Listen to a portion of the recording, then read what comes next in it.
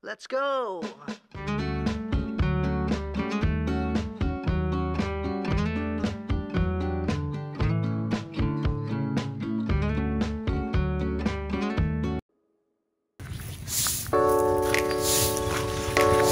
Good morning po. Welcome back to my YouTube channel, Tito Arnold's Vlog.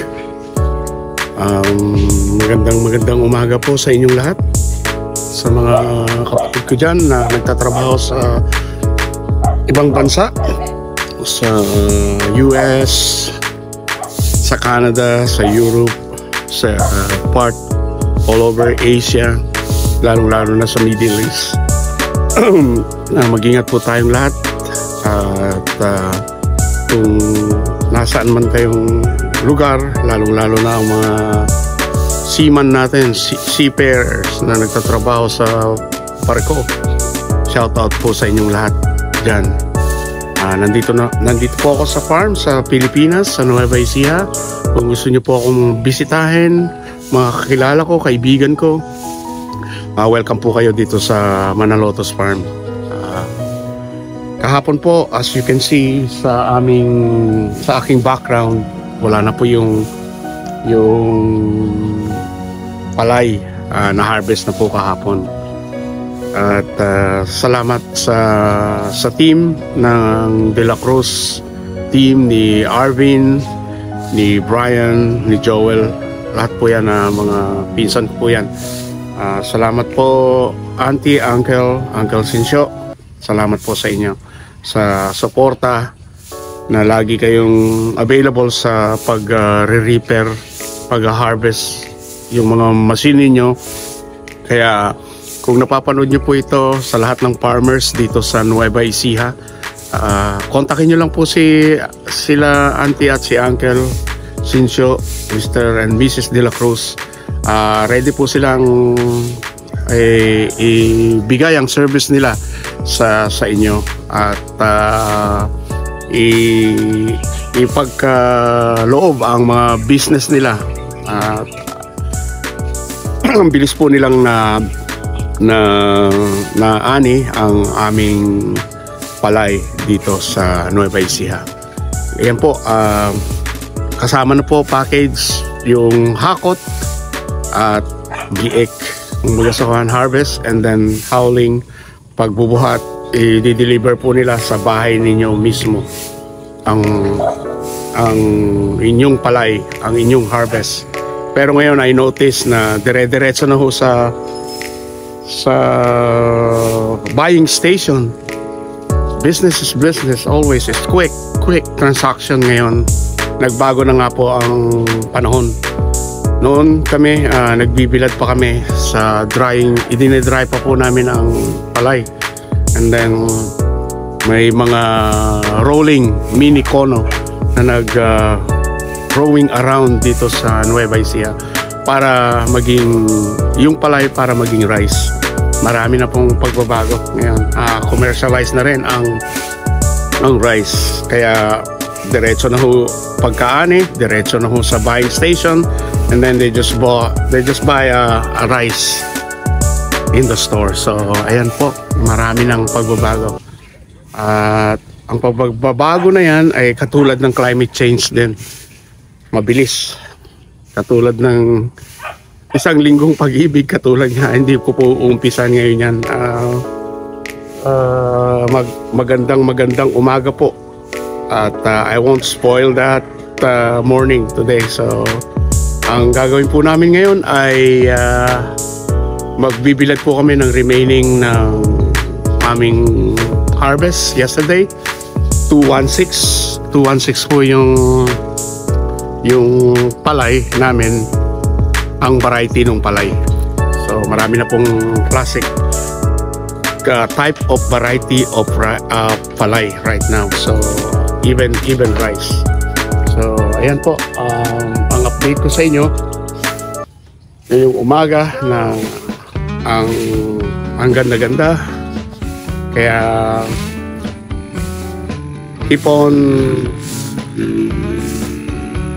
praying, always prayed up, keep safe, keep healthy, and keep on moving to power on. God bless po.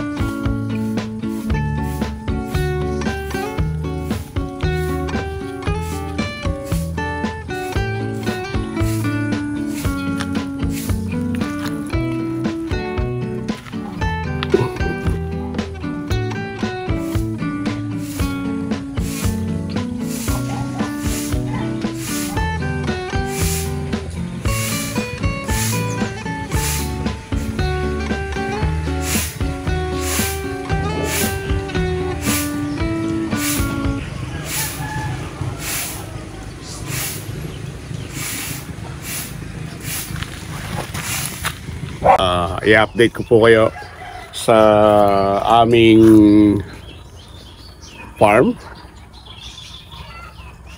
Ayan po, medyo malamig po kagabi. Medyo masama po ang pakiramdam ko kagabi. Siguro sobrang init kahapon. Nag-harvest po tayo kahapon. Medyo nag-LBM ako kahapon, kagabi. So here we go again. Let's have some coffee with Tito Arnold in the morning. Passport naman po ang aking channel. Maraming pong salamat sa mga nag-subscribe at sumusuporta sa aking YouTube channel, Tito Arnold's Vlog. Keep it simple. As you can see, ito po ang pool namin ngayon. May maintenance po kami.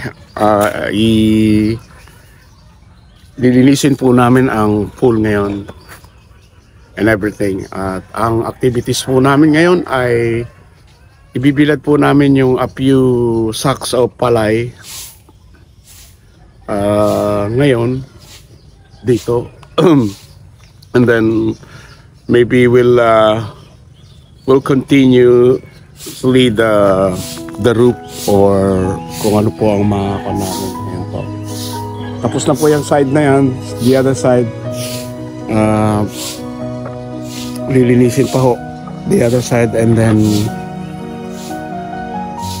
i-repaint po namin.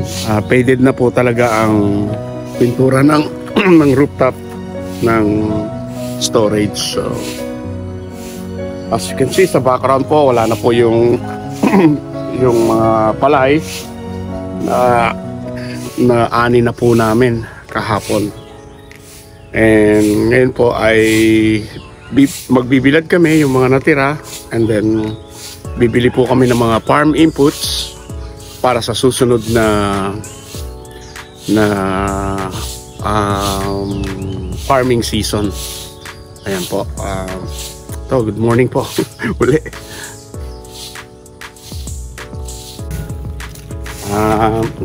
Siya nga po pala, isisingit ko lang po. Salamat po sa mga nag-subscribe sa akin na patuloy na nanonood ng YouTube channel ko, Tito Arnold's Vlog. Naway hindi kayo magsawang manood. You always continue to support my channel. Thank you so much for my new subscribers. Ang hirap po talaga ng nag-uumpisa. Kailangan mo talaga ng mga suporta. Kaya sa inyo po, maraming pong salamat. God bless po.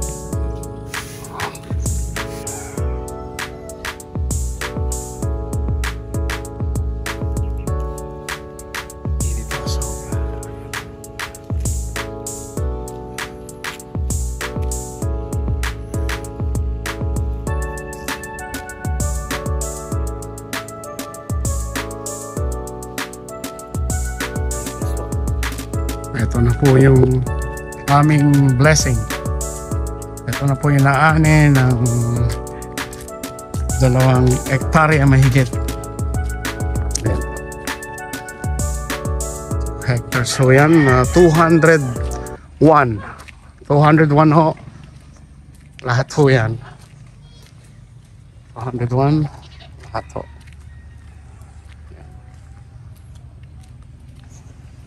So, yan ho ang blessing ng Panginoon.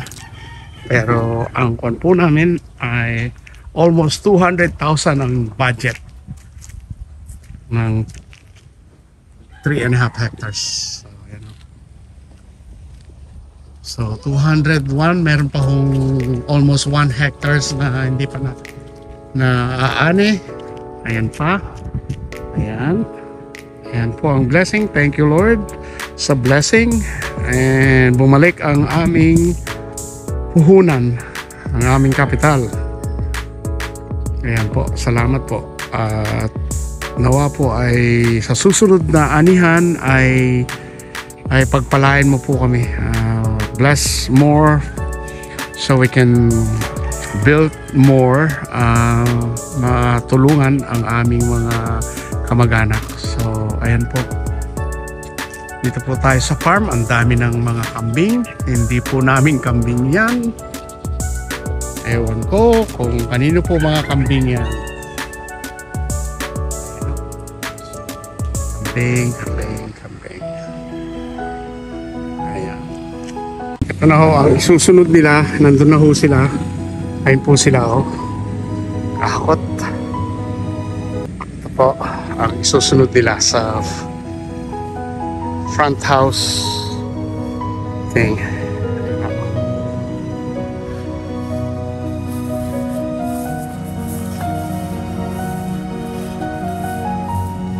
Kahit na 200 na lang,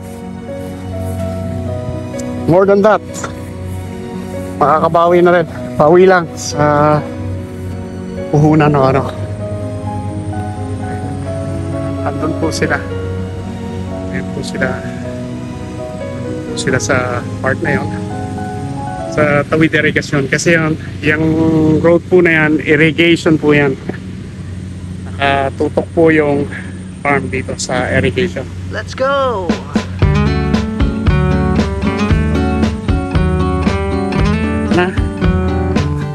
Ani na, alam ko konti lang to dahil napahirapan siya sa tubig.